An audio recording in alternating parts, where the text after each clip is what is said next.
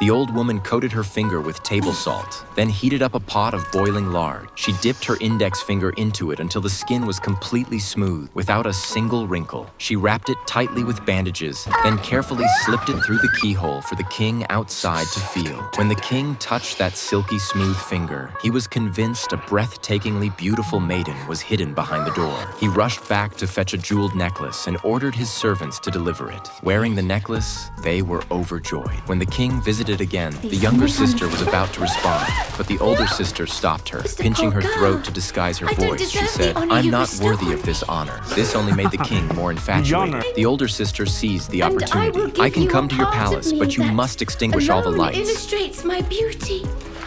The king eagerly agreed and left. Looking at her wrinkled, withered skin, the older sister was determined to share the king's bed. She used superglue to tighten her sagging skin and wrapped herself in layers of bed sheets. The king kept his promise, ordering his servants to blow out every candle in the palace. Then she quietly slipped into the pitch-dark bedroom, terrified the king would see her true appearance. But after their encounter, the king couldn't resist. He lifted a candle, leaning in to admire the maiden's face. Instead, he saw an ancient, weathered visage. Horrified, he immediately called for 2 guards to throw her out the window. But the old woman's fate wasn't sealed. As she fell, she got caught in a tree, where a witch mocked her. The witch then cradled her head and slowly fed her milk from her breast. Miraculously, the old woman transformed into a young beauty. The king, out hunting, stumbled upon her. Captivated by her appearance, he immediately brought her back to the palace. Meanwhile, back in the slums, the younger sister received fine clothes and an invitation delivered by royal guards. At first, she was confused, but when she arrived at the palace and saw that familiar yet strange face, she was stunned.